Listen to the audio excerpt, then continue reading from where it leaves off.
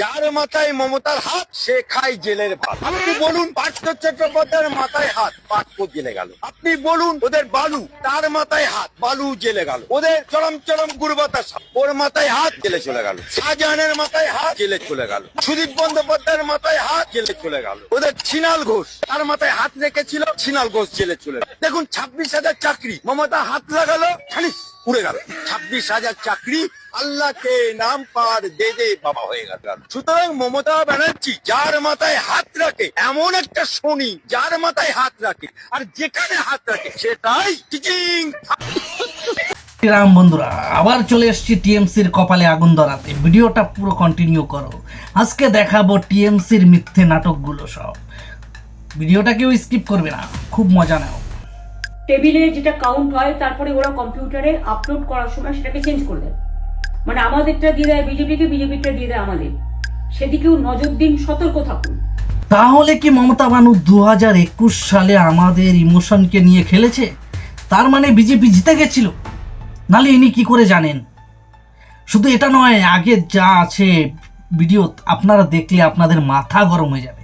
ব্যবহার কাল করেছে, এবং তাতে যে নতুন পুলিশগুলো অ্যাপয়েন্টমেন্ট হয়েছিল যারা আমার হাতে ছিল না, তারা ভীষণ মেয়েদের মেরেছে, বাচ্চাদের মেরেছে। যে ভদ্রলোক উদয়নারায়ণপুরে ভোট দিতে গিয়ে মারা গিয়েছে, আমি তার শোকাহত পরিবারকে সমবেদনা জানাবার ভাষা আমার নেই, কিন্তু পরিবারটার পাশে আমরা থাকবো। নারায়ণপুরে ওই ব্যক্তি কি করে মারা গেছে? উনি সঙ্গে সঙ্গে মারা যাননি, উনি মাথা ঘুরে পড়ে গেছে, ভোট দিতে গিয়ে অসুস্থ বোধ করছিল, তারপরে ভোট দিতে গেছিল। কিন্তু এটাকে এনারা রাজনীতিতে টেনে নিয়ে এসছে। আর এনার ভাইপো কি বলেছে? কেন্দ্র বাহিনী নাকি ধাক্কা মেরেছে। এই দেখুন অরিজিনাল ফুটেজটা।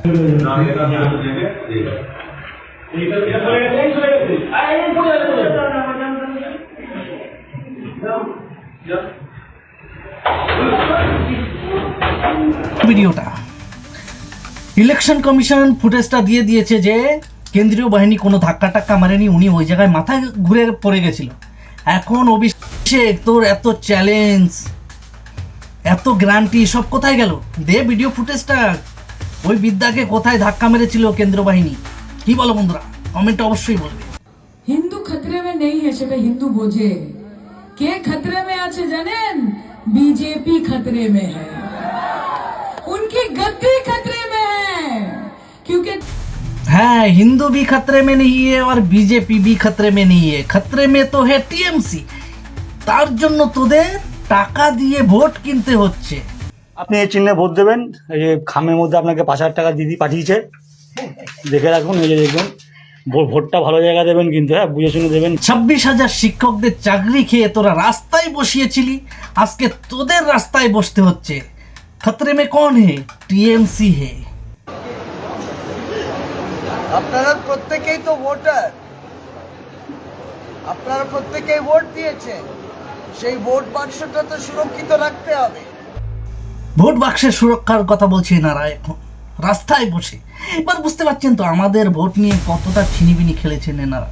তো বিজেপির সঙ্গে আমাদের তুলনা করছেন কেন? ওরা ফোরকাস্ট করে আর হারে, আমরা ফোরকাস্ট করি আর জিতি। এই 2021 সালে ওরা বলেছিল অবকি ভর 200 পার, 77 গিয়ে ফুস, আজকের দিনে দাঁড়িয়ে 60, এবার কমতে চলে। তৃণমূল কংগ্রেস বলেছিল 200 পার করে সরকার গড়ব, গড়েছে। 24 সালে ওরা বলেছিল না রে বাবু, সেই স্বপ্ন আর দেখো না। তোমরা যেখানে যেখানে চুরি করতে চেয়েছো সেখানে সেখানে আবার ইলেকশন হচ্ছে। এবার আর 200 স্বপ্ন দেখো না, এবার জেলের স্বপ্নটা দেখো। আবার কি করে জেলে গিয়ে কি করে থাকবে সেটাই ব্যবস্থা করো।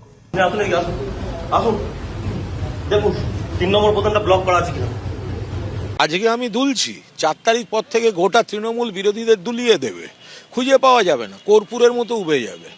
হ্যাঁ, দুলে দুলে তোমরা যাওয়া তিহারে, প্রস্তুতি নিয়ে নাও। কি বলো বন্ধুরা, এদের তিহারে যাওয়া উচিত কিনা?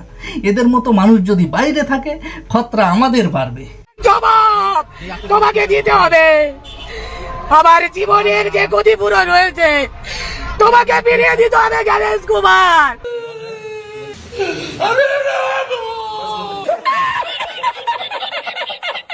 কোন জল্লাদের কত ক্ষমতা আর কার দিল্লির বাবা কাকে বাঁচাতে আসে আমি 4 তারিখ দেখব। অভিষেক মোল্লা বলছে মিতালি বাগের উপরে যারা হামলা করেছে 4 তারিখে নাকি তাদের দেখে নেবে। আরো যারা যুক্ত, সামনের সিসিটিভি ক্যামেরা দিয়ে বেছে বেছে বার করব। একটা এসসি মহিলা, তপশিলি মহিলা, তার গায়ে যারা হাত দিয়েছে, গায়ে যারা হাত দিয়েছে অভিষেকেরই লোক, টিএমসির লোক।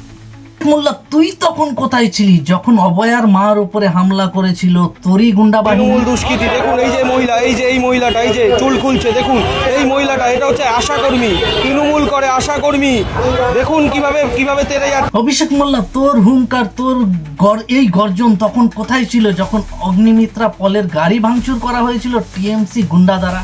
আসানসোল দক্ষিণের বিজেপি প্রার্থী অগ্নিমিত্রা পাল, তার গাড়িতে হামলা করা হয়, গাড়ি ভাঙচুর করা হয়। কি অভিযোগ করছেন বিজেপি প্রার্থী একেবারে সরাসরি? যারা ভাবছে মিতালির উপর কারা চড়াও হয়েছে আমরা জানি না, সমাজশ্রীর স্বামী সৌমেন পাল, দোলন, এই চারজন প্রাথমিকভাবে যুক্ত আমার কাছে খবর রয়েছে। আরে মোল্লাজি, খবর তো আমাদেরও কাছেও আছে। ছিল তো ওইগুলো তোমাদেরই লোক, তোমাদেরই গুন্ডা বাহিনী। হ্যাঁ, পুলিশ ভান্ডা পুরো ভেঙে দিয়েছে তোমাদের।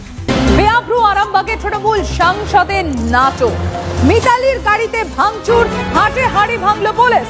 বিজেপির বিরুদ্ধে হামলার অভিযোগ তৃণমূল সাংসদের আর সাংসদেরই দলেরই এক কর্মী গ্রেফতার। হিমন্ত বিশ্ব শর্মা বলছে মিয়াকে কেলাও, মিয়াকে ঠ্যাঙাও।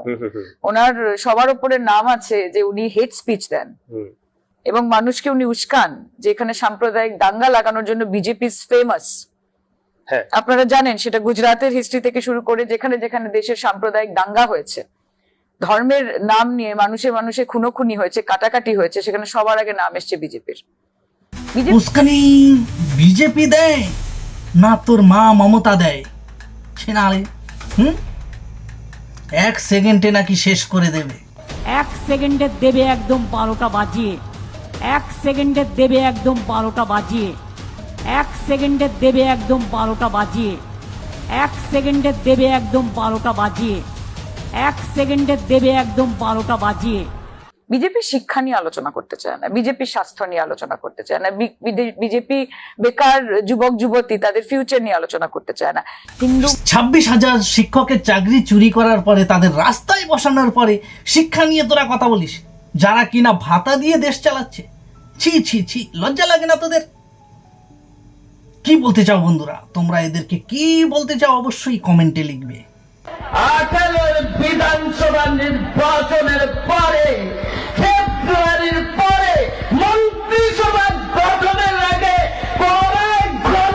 হিসাব করে আমরা ছাড়া হবে না তোমাদের। ত্রিপুরার ভাষণ, মানে যখন সিপিএম পুরো বিজেপির কাছে শূন্য হয়ে গেছিল, তখন এরাম ধমক চমক দিচ্ছিল, সেই পথেই চলছে আমাদের ভাইপো।